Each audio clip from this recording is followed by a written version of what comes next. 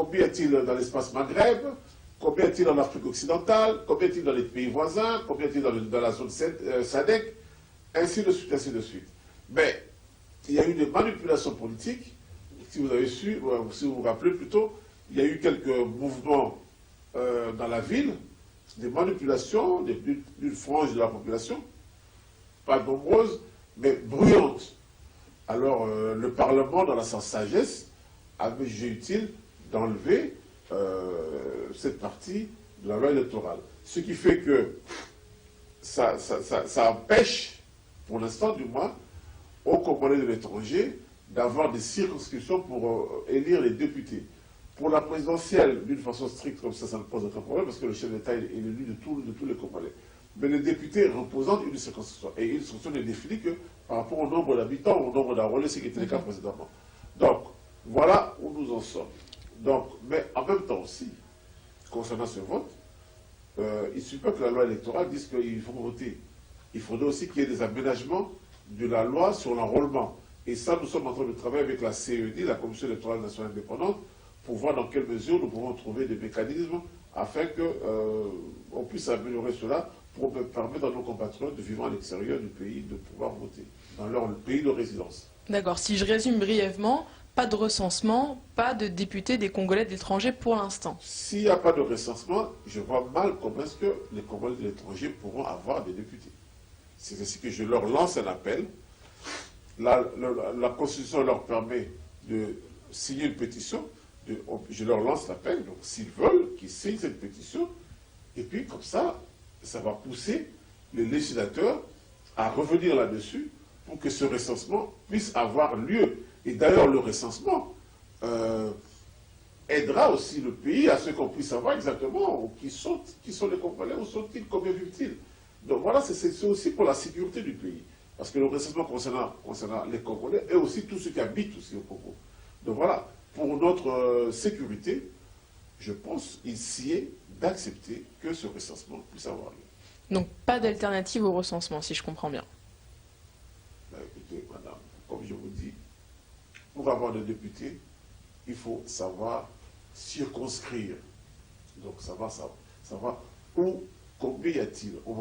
Un député représente, je ne sais pas ici au pays, combien de personnes, je n'ai pas en tête, hein, mais dans notre pays, un député représente 100 000 habitants, 50 000 habitants, je ne sais pas, 500 000 habitants, peu importe. Mais on doit savoir, selon les normes congolaises, combien y a-t-il de Congolais dans les pays voisins. Ça peut faire une circonscription, ou deux ou trois circonscriptions. Bon, on nous parle qu'il y a au moins 1 million de Congolais en Angola, il y en a presque autant au Congo-Brazzaville, ce qui est énorme. C'est plus que certaines provinces ici au Congo. Donc, je pense qu'il est tout à fait normal que nous puissions d'abord faire cela afin que les Congolais puissent avoir des députés. Mais pour la présidentielle, il n'y a aucun problème. Mais le renouveau aussi dans ça, c'est que non seulement les Congolais sont électeurs, mais ils sont aussi éligibles. Donc, un Congolais qui habite à Abidjan ou celui qui habite à Liège peut se déclarer candidat à la présidentielle. Mais il rentre dans ce que la loi prévoit. Mais justement, par rapport à ces gens qui sont issus de la diaspora, qui vivent ailleurs, mais qui voudraient se présenter à la députation, par exemple, souvent les locaux d'ici, qui ne sont pas forcément issus de la diaspora, ont décrié un petit peu, ont remis en doute cette légitimité de vouloir se présenter alors qu'ils viennent de l'extérieur du pays. Qu'est-ce que vous en pensez? Bon, vous savez, quand on regarde l'histoire de l'humanité, quel que soit le pays, ceux qui vivent un peu en dehors ont toujours du mal quand ils veulent revenir. Le cas des Harkis en France, et d'autres, des pieds noirs, des Français qui ont vécu tout le temps au Maroc, en Algérie, en Tunisie. Lors de la décolonisation de ces pays-là, ils ont eu beaucoup de difficultés pour être acceptés en métropole. Ce n'est pas une spécificité congolaise, mais nous sommes en train de travailler pour qu'il y ait cette symbiose entre Congolais, qu'on cesse de séparer, de monter les Congolais les uns contre les autres. C'est ça aussi notre travail. Je passe souvent aussi par les familles, les associations de familles, les congrégations religieuses, à qui je dis ceci, au lieu seulement de prêcher pour le bonheur on va se marier, on va voyager, on va avoir de l'argent, mais il faut aussi prêcher à vos adeptes qu'ils doivent accepter les enfants qui étaient partis de l'autre côté de la frontière. On a vu dans la Bible, parce que nous sommes un pays où les gens se disent chrétiens, l'enfant prodigue, et encore l'enfant prodigue, lui, il avait fugué. Mais les nôtres qui sont partis à l'extérieur n'ont pas fugué. La preuve, ce sont eux qui ramènent au pays beaucoup d'argent, plus que le budget national. Vous savez que les Congolais de l'étranger rapportent 10 milliards de dollars par an. Donc alors, les gens qui rapportent autant d'argent, quand ils reviennent ici, vous voulez le fustiger, alors que chaque fois qu'il y a des problèmes ici, la rentrée scolaire, les hospitalisations de membres de la famille, un deuil, une fête de mariage ou de baptême, de communion, on demande aux familles qui sont à l'étranger d'envoyer de l'argent. Alors pourquoi est-ce que quand ceux-là ont aussi des revendications pour participer à l'effort national, et on doit leur compliquer la vie? Et je passe par les associations de famille, par les associations politiques, les partis politiques, les congrégations religieuses, pour lancer un appel solennel à ce qu'on puisse accepter que les gens qui contribuent à hauteur de 10 milliards de dollars à la paix sociale puissent avoir le droit aussi d'avoir leur mot à dire sur le plan politique. Et ça, c'est un combat que je mènerai tous les jours jusqu'au jour où je quitterai cette fonction. L'autre problème qui concerne un peu les personnes issues de la diaspora qui sont établies à l'étranger depuis longtemps, c'est la question de la double nationalité. Vous savez que ça fait quand même un petit peu débat, cette question-là. Donc il est toujours impossible pour un Congolais qui détient 2 passeports de se présenter à une quelconque élection. Comptez-vous changer ça? Non, ce n'est pas des Congolais qui détiennent 2 passeports.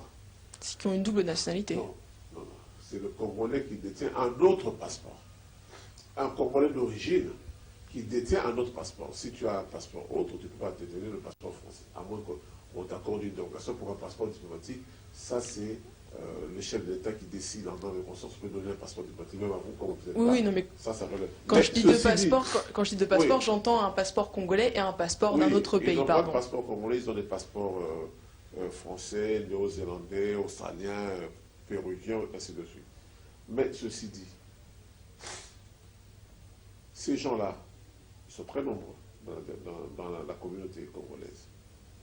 Ce sont eux qui occupent des fonctions, ce sont des hauts cadres souvent dans les pays où ils vivent. Mais ces hauts cadres peuvent être utiles si le pays sait les utiliser. Ces hauts cadres peuvent contribuer énormément sur le plan du lobbying. Je vois ça avec le Rwanda. Voilà, un pays avec qui nous avons eu des problèmes.